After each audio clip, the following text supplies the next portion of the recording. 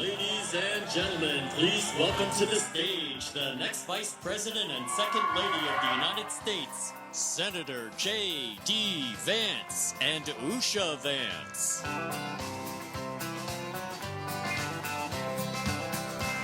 Why don't we liberate these United States? We're the ones who need it worst. Let the rest of the world help us for change, and let's rebuild America first. How we doing?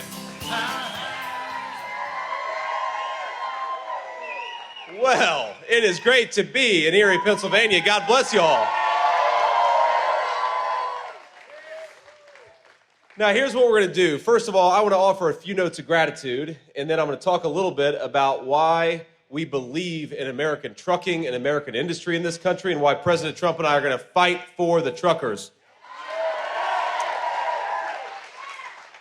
But before we do that, and then we're going to talk some questions from the media here. But before we do that, let me just make a few words of thanks here. So we have Macy Kantz, who owns a small business here in town. Where's Macy Kantz at? Can you wave to us? Macy, thank you so much for being here, and thanks for all your support. Let's give it up for Macy. We have Dan Doyle, owner of Reliance Well Services. Where's Dan? Dan, thank you, man. We have Slippery Rock Mayor, Marine, and most importantly, fellow JD Longo. And we've, of course, got Harold Bender and his beautiful family, the owner of Hardinger Trucking. Thank you, Harold. And I believe, Harold, you go by H, is that correct? All right, I'll make sure to call you H. So thank you all for being here, and we're here to celebrate American trucking and here to celebrate American industry and remind everybody just how good our truckers could do if we get better leadership in the White House, which is why we're going to send Donald J. Trump back to the Oval Office.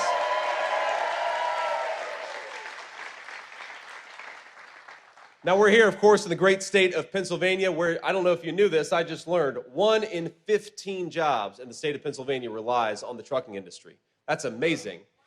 And yet we have a Vice President, Kamala Harris, who wants to be president, who thinks that our truckers, we ought to put them out of business, and that our truckers should all learn computer code. That's what Kamala Harris believes about the trucking industry. Because if we've learned anything about the last 3.5 years, I think it's that we have not enough truckers and way too many computer coders. Let's support the trucking industry in this country, Kamala, not put it out of business. And if anybody needs to get a new job and learn to code, it's Kamala Harris. Ain't that right? Let's throw out of office. So we have a different message, President Trump and I, we have a different message. Our truckers are irreplaceable, and we are going to fight for them every single day. And that's why we're here today, and that's why we're going to keep on doing stuff the right way. Now, here's the thing that I think it's important for those, all of you get this, but I think a lot for especially our friends in the press and those watching at home. Look, if you don't have American trucking, nothing works. How do you think the groceries get to the grocery stores? From American truckers. How do you think that the things that you buy at Target or any other store, how do they get there? They get there with American truckers. We do not have an economy unless American truckers are able to do what they do so well. And we have a president right now and a vice president, Kamala Harris, who wants to raise the price of diesel, raise the price of gasoline, and have every trucker in this country drive an electric vehicle, which doesn't make a whole lot of sense, ladies and gentlemen. Now, we have a lot in the state of Ohio. We have a lot of great trucking companies, just like you do here in the state of Pennsylvania. And I was meeting with some local truckers when I was in D.C. at my Senate office. This is probably 6 or so months ago. And what struck me is not just that they were frustrated by Kamala Harris's policies. What struck me is how little Kamala Harris knew about the business of trucking in this country. In fact, I guess one of them asked a senior administration official, they said, well, you guys want us to all drive electric trucks. That doesn't make any sense. And they said, no. We're going to get electric trucks to the point where they're the same price as a normal diesel truck. And so I guess these truckers asked Kamala Harris's officials, well, how much does an electric truck cost right now? And they said about $150,000.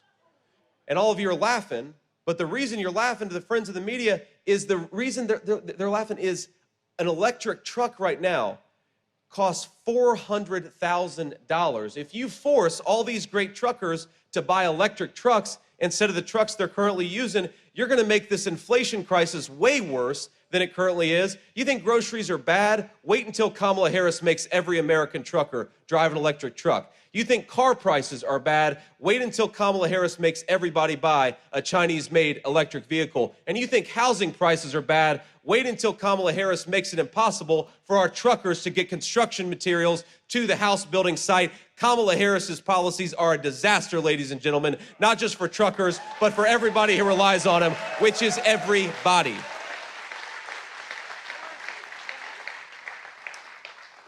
And I think we have to have some compassion for the people who've been affected by all of her terrible policies. It's one of the reasons why we've got to get Donald Trump back in the White House.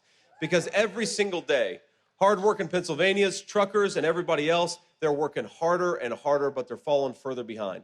And let's just tick through some of the information here. In the state of Pennsylvania, you are $11,400 poorer than you were on average than when Donald Trump left office. What that means is you have to spend almost $12,000 to get the same stuff now that you could buy 3.5 years ago. Is that prosperity? No.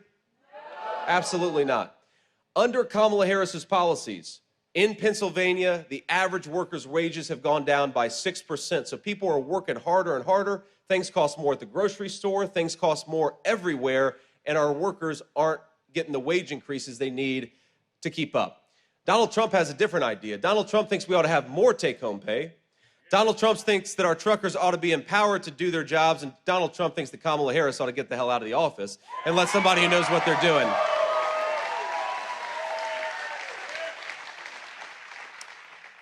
Now, I want to just talk about the contrast a little bit, because let's really discuss the details, the difference between Kamala Harris and President Donald Trump. We know, of course, Donald Trump had a lot of great successes in the Oval Office, and we know Kamala Harris has not had a whole lot of successes, but let's talk about why. Let's talk about the policy details. Now, here, President Trump's view is very simple. We're going to end this terrible affordability crisis, and we're going to increase take-home pay with 3 simple things. Number 1, we're going to stop 25 million illegal aliens coming into this country competing for wages against American workers. We're going to stop ridiculous job-killing regulations like the EV mandate. Let's buy American-made stuff, not Chinese-made stuff. And number 3, we are going to drill, baby, drill. We got plenty of energy right here in Pennsylvania. Let's get it out of the ground with Pennsylvania workers. Now, here's the other thing that Kamala Harris wants to do. Kamala Harris thinks that instead of deporting illegal immigrants, we should be giving them amnesties. Does that sound like a good idea? Kamala Harris thinks that instead of unleashing Pennsylvania energy workers, we ought to buy energy from Iran and every tin-pot dictator all over the world. Is that a good idea? And Kamala Harris thinks that instead of unleashing American energy and American creativity and American business, we ought to tax you guys more to send your money to communist China to buy electric vehicles. Is that a good idea? So is it a good idea to give Kamala Harris a promotion? No, we're going to do what Donald Trump loves to do to people who don't do their jobs. You are fired, Kamala Harris. You're out of there. It's done.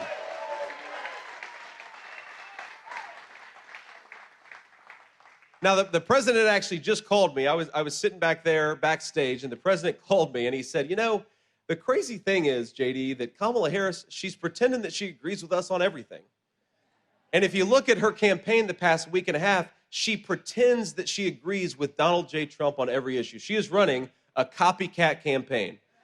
And I said, Mr. President, I think I figured out what's going on. She wants my job.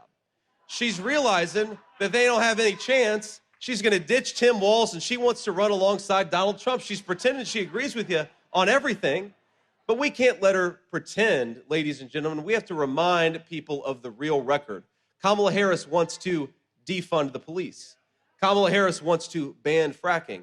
Kamala Harris wants to further entrench the EV mandate that sends your tax dollars to China instead of buying American-made cars from American workers. Kamala Harris has said all these things on videotape, and as much as she wants to pretend she agrees with Donald Trump, I have a suggestion, Kamala Harris. If you would like to enact the policies of Donald Trump, you could do it right now because you are the vice president. So do it right now. Don't pretend you're going to do it in 6 months.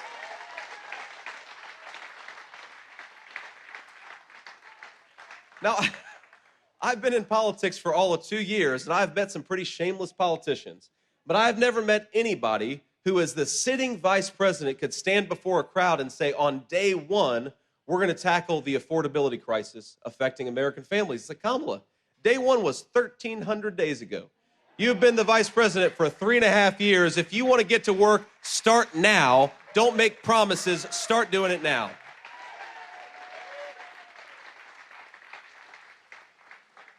And here's the final big difference between Kamala Harris and Donald Trump. You know, I've been asked by the media, I've been attacked by the Harris campaign because I believe in a very simple principle, that our tax policy ought to reward American workers and American businesses, and I know Donald Trump agrees. So here is the contrast here.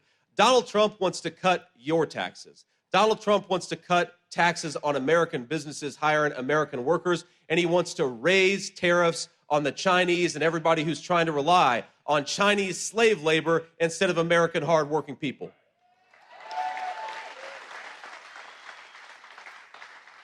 And Kamala Harris wants to raise your taxes and cut down on the tariffs that are making it harder for people to cheat and use Chinese labor instead of American workers. It's ridiculous. Why don't we make it easier to hire American and harder to rely on Chinese slave labor? That's the Donald Trump approach, and I know every single person here agrees with it.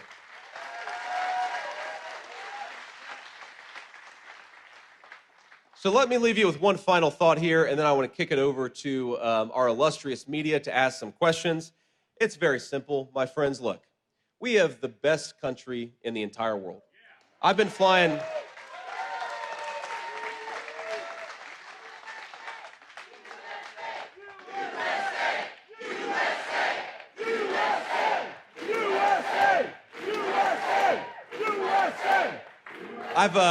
I've been flying all over the country, doing events like this all over the country with my beautiful wife. Isn't she lovely? Sorry to embarrass you, Usha, but you bring your wife to Erie, Pennsylvania, you got to embarrass her a little bit, right? And all I can think about when we fly into a new place or we drive to a new place is what a beautiful country this is. I'm a Buckeye, and yesterday I was in Big Rapids, Michigan, and it was hard to admit it, but Big Rapids, Michigan is a beautiful place. Erie, Pennsylvania is a beautiful place. We have got the best natural resources and the most beautiful countryside of any country on the face of the earth. And we've got something better than that. We've got the best history. We've got the best traditions. We have got the best workers right here in Pennsylvania. The only thing, thank you, the only thing that is broken about this country is its leadership. There is nothing that we cannot do as a people, nothing that we cannot do as a people. So let's send a message right here in Erie, Pennsylvania, all over the state of Pennsylvania, and all over the country. We are sick of the broken leadership of Kamala Harris. We're going to get a president who is equal to the challenge of this country and deserves to be the leader of its people. That's Donald J. Trump. And together, we're going to put him back in the White House. God bless you all. Thank you. And thank you for having me in Pennsylvania. Now, I know we have some reporters here. If you would, let's start with the local reporters. We'll have them ask some questions, then we'll kick it over to some national folks. Sir. Ma'am, I don't need a teleprompter. I've actually got thoughts in my head, unlike Kamala Harris.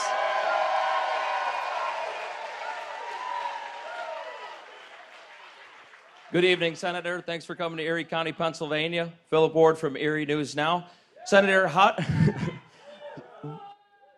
Phil's one of the good guys, right? Senator, how do you relate to Erie County voters, and what does a potential Trump-Vance administration mean for us locally? Yeah. Well, it's funny. Driving through Erie, Pennsylvania, I could not help but think how much this reminds me of my hometown in Middletown, Ohio, right? And this, of course, is a town with a proud manufacturing and proud steelmaking tradition. By the way, why don't we keep American steel companies owned by America, right? But a proud manufacturing tradition, and all I could think driving through Erie is this is a beautiful place, but it has been left behind by a lot of stupid policies from people like Kamala Harris. And let's be honest, it's not just Kamala Harris. There was a consensus in this country for 30 years that we didn't need to make our own stuff. And so now everything from a lot of the steel that we rely on to the drugs that we put in the bodies of our children, from ibuprofen to antibiotics, it's made by our adversaries instead of made by American workers. Wasn't that stupid? And the one person in politics in my lifetime who said, no more of this, we want to rely on Pennsylvania workers, was Donald J. Trump. And over 4 years of his leadership, we had a bigger boom for American manufacturing and American energy than we've seen. That benefits the people of Erie, Pennsylvania. We had rising take-home pay and rising wages under the leadership of Donald Trump, and we had a world that was at relative peace and calm. And now we've got a world at war in seemingly every continent. Who's going to fight those wars? I guarantee you, it's not going to be Kamala Harris's family. It's going to be the people right here from Erie, Pennsylvania. So we want peace, right? Peace and stability. But even bigger than that, we want an economy that employs good Pennsylvania workers to make things for people all over this country. And we want truckers to be empowered instead of throttled and to have their industry destroyed. It's very simple. And if we do that, we're going to make the lives of every single people in this room, every single person in this room, and all across the state of Pennsylvania better. And the final point that I make is, look, Rome wasn't built in a day, and Rome wasn't burned down in a day. We had so much success for just 4 years of Donald Trump's leadership. I think we're going to have a hell of a lot more with 4 more years of Donald J. Trump.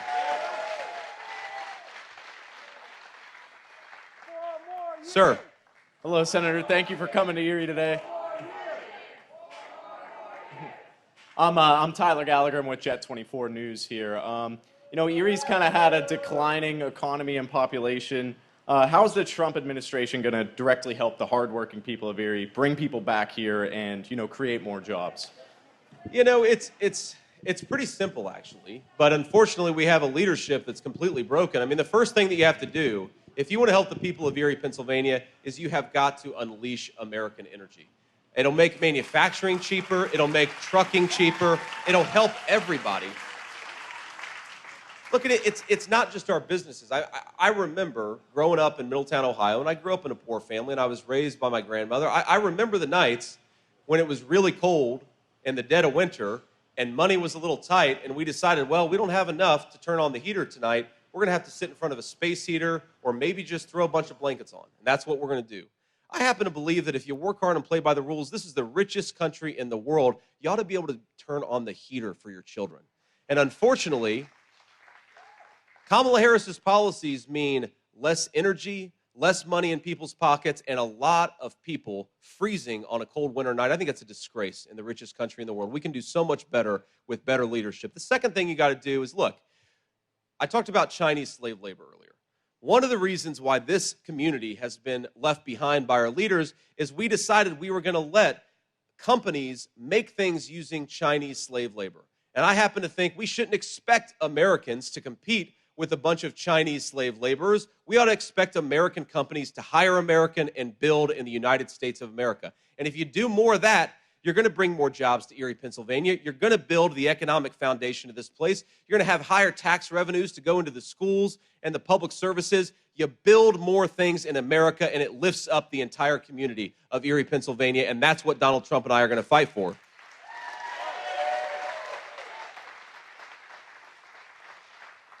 And then the final thing is, look, the number one issue when I go to places like Erie, Pennsylvania, is inflation. The number two issue is, why did Kamala Harris open up the southern border and let these cartels bring in the poison that's killing our families? It's ridiculous. We got to stop doing this craziness. She said on day one she wanted to open up the border. She said on day one she wanted to suspend deportations. She said on day one she was going to end Donald Trump's Remain in Mexico policy. Donald Trump has a different message for illegal immigrants. Pack your bags, because in 6 months you're going home. And when we do that, you're going to have fewer people dying of drug overdoses. You're going to have fewer people who are suffering because you've got drug cartels operating freely in their communities. You've just got to do it. You've got to close that border. It's good for public safety and a whole host of other things, too. Other questions? Any more local? Yes, sir, I would love to go fishing. Hi, Senator. You have to bring about 40 Secret Service agents now, though. That's the problem. Ma'am. Hi, Senator. Kit Maher, CNN. I wanted to talk a little bit.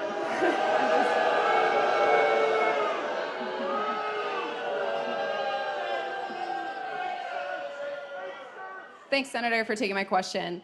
I wanted to expand a little bit more on your phone call with Governor Brian Kemp. How did Trump go from calling him disloyal and average governor to praising him and thanking him for his support? And why is it so important to have his support and a unity there? Well, look, because we're a big tent party, the president just got RFK's endorsement. He just got Tulsi Gabbard's endorsement. And on the other side, he's got Nikki Haley's endorsement. He's got Brian Kemp's endorsement. He is the president of common sense in this country. People are sick of being lied to, and they're sick of the craziness. Now, look, the president has some personal disagreements with Brian Kemp, and Brian Kemp has some personal disagreements with the president, but they're both big enough to put the country over personal interests. And what they will both say is,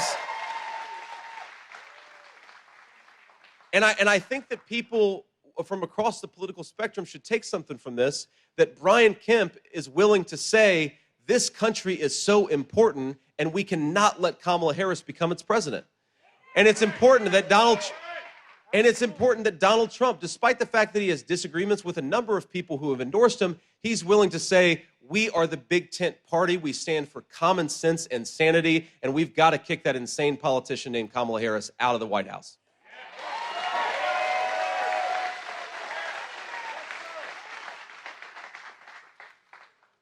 Ma'am, go ahead. Hi, Senator. Good to see you again. Ali Novello with CBS News. I have two questions for you. One, could you tell us more about the altercation that happened at the Arlington Cemetery?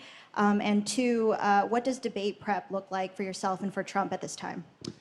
Well, I think, first of all, the altercation at Arlington Cemetery is the media creating a story where I really don't think that there is one. There is verifiable evidence.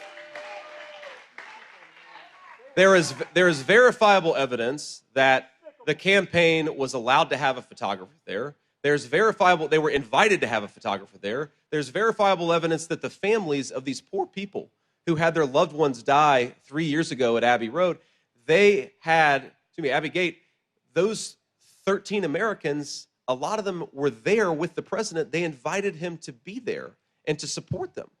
That's not an insult to the memories of their loved ones. They wanted Donald Trump there, and thank God that we have a president who stands with our veterans instead of one who runs away from them.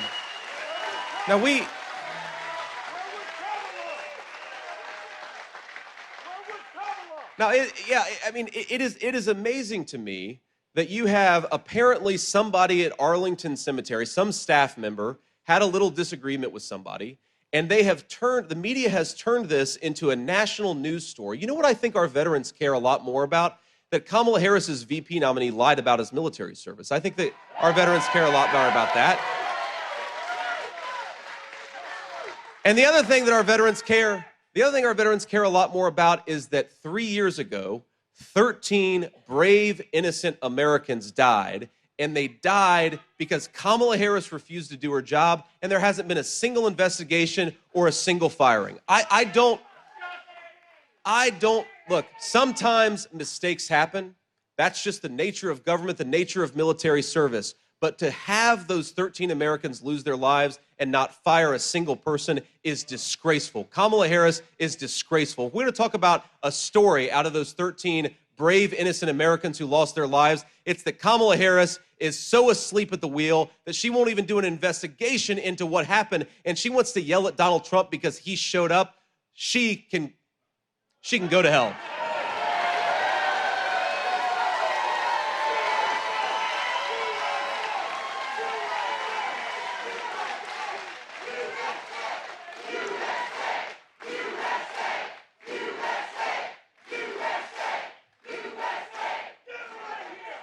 Thank you, sir. One more. Any other questions here? Ma'am.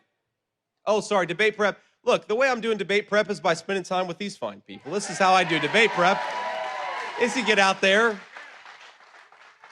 You get out there, you talk to people, you talk about the issues that matter. We don't need to prepare for a debate with Tim Walz. We need to get out there and talk. We need to get out there. Look, we need to get out there and talk to the American people. That's the biggest way that we're going to prepare for that debate on October the 1st. And I guess CBS is hosting it, right? So we got to be nice to her, ladies and gentlemen, because CBS is hosting the debate in a few weeks. Ma'am.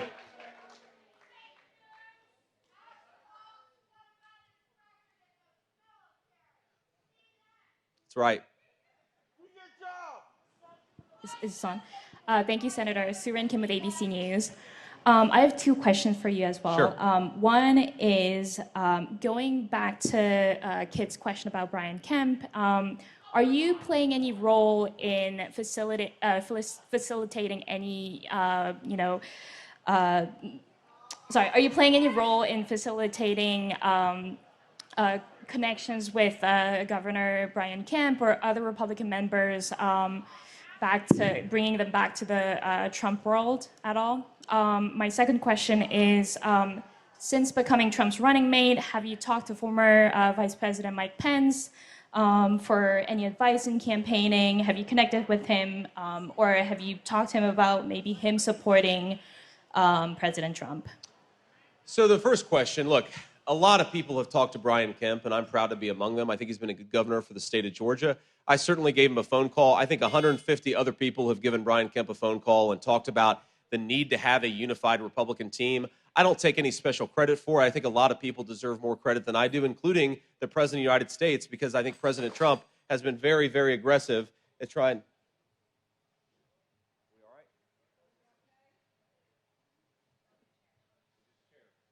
All right. There we go. It's so humid in here. I thought we lost one of our Secret Service agents. I was worried about him, but we're good. God bless you, man. Glad you're okay. But look, the media, here's what the media wants to tell a story that somehow I have been the peace broker between Brian Kemp and Donald Trump. It's just not true. I reached out to Brian Kemp. I encouraged him to support the president, and he didn't take much persuasion. He wanted to support the president because he thinks Kamala Harris is going to be a disaster. So I think there are a lot of friends. There are a lot of friends of Brian Kemp's and a lot of friends of the president's. I think a lot of people deserve credit for this unified Republican ticket. I'm not going to take that credit myself, ma'am. Can you hear me? I can hear you. Senator Yep. Vance, Emma Go Barnett ahead. with NBC News. Thank you so much for taking all of our questions. Two questions, one local one and one international one. First of all, what are some of the specific policies you would implement to improve the lives of truckers in Erie, Pennsylvania? And then also, last night, Israel launched the largest raid in the West Bank in at least 20 years. Should the Israelis ask for American boots on the ground from a Trump-Vance administration, would you oblige, and how would you respond to these current events? I don't want to put American troops on the ground for anybody's wars but ourselves, right? That's a very important principle. And I say that,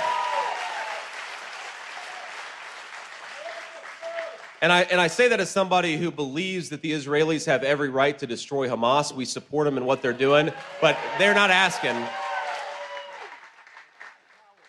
They're not asking for American boots on the ground. They can take care of business themselves. They just need a vice president or a president who allows them to do the job instead of trying to take Hamas's side over Israel's, which is not what Donald Trump and I are going to do.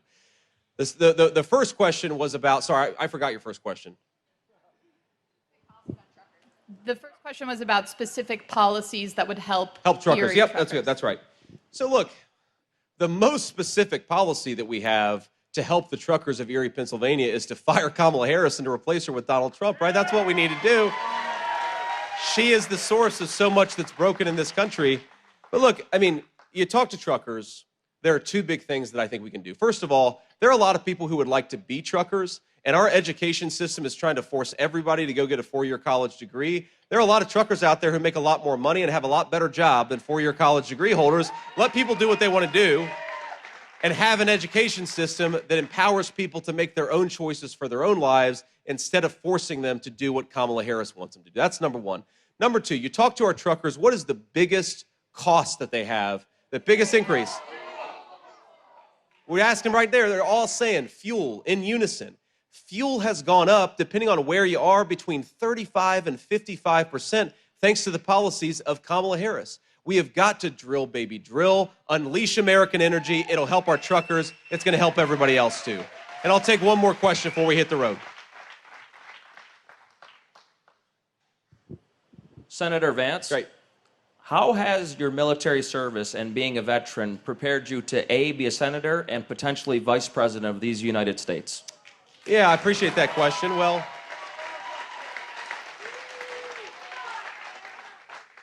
I am a United States Marine, and I'm proud of it, and I did what my country asked me to do. And I'd say the Marine Corps gave me two perspectives. Number one, what's great about the Marine Corps is whether you're a 19-year-old kid or a 23-year-old fresh out of college or a 45-year-old who's been in the Marine Corps for 25 years, the Marine Corps demands that you occupy positions of leadership. And it lets you make mistakes, and it teaches you how to improve from those mistakes. But the Marine Corps is the first taste I got of real leadership, and that's the most important quality in a vice president. You got to be able to lead people, okay? That's what the Marine Corps taught me. The second thing I'd say is it gives me a fresh perspective on the problems that a lot of our military families and a lot of our troops are facing. And one thing I learned in the Marine Corps is perhaps the most precious resource that we have in this country is the lives of our young people who put on the uniform and are willing to sacrifice it all for the United States of America. That is a precious, precious resource, a sacred. And it really is a sacred thing. I mean, you've got kids, some of the kids I served with in the Marine Corps, you had a guy, a Puerto Rican guy who grew up in poverty in the Bronx.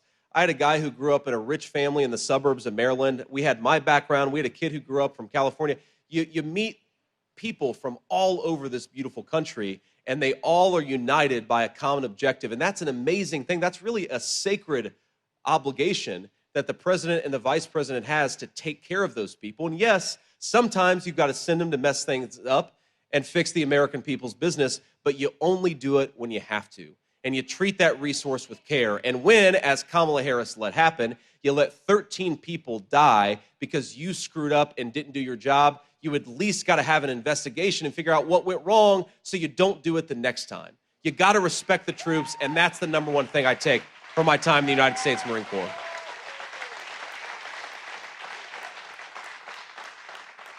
And when I say respect, I don't just mean thank them. I don't mean just buy them a beer when you see them at a bar. That stuff is all important. I mean respect them enough to actually take care of them and not waste their lives and their sacrifice, which is what, unfortunately, the last administration has done. Now, let me just leave you with one final thought. We have to hit the road, and I'm sorry to have to leave because I've had a good time, and I hope you all have had some fun, too. But you all in Pennsylvania are going to get sick of me over the next 2 months because I practically live here in the state of Pennsylvania because this is such an important state for us. Thank you, sir. I will. And we got to remember, the only way, think of all the powerful interests, the broken bureaucracy in this country, the people who've gotten rich shipping your jobs to China, they want Kamala Harris. The only way to beat them and the only way to fight back is at the ballot box this November. Let's get out there, win Pennsylvania, re-elect Donald Trump, and take this country back. God bless you all. Thank you.